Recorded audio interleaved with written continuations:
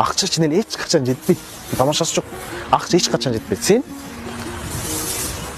Виндом айдаган келет да. Жөн эле. Виндом айдаган келет, виндом аласың.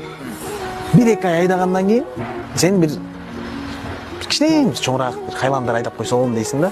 Аны деле айдайсың бирок. Эң таң калыштуу сен аны да айдайсың да. 470 дейсиң, аны деле айдайсың. Этаж күй дейсиң, ага деле жашайсың. Ошого өзүң аракетиң болсо да.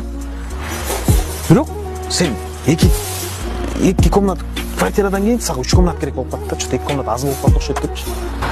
5 комнаттан ойлойсуң да. Негизи бир дачный дом болсо сонун болчу да экен, мондай карантин болуп калган кезде күн ысык кеткенде семьяң менен кетип калсаң депчи. Ал бүткөндөн кийин жайлоого да бир үй керек да, кичине мал кармап коюп келип ат минзем депчи. Көрүз өзү ошондой экен да, ошон үчүн адам өзү токтотконду билиш керек. А сен акчаны топтоп эле калпына берсең, акча эч качан жетпейт.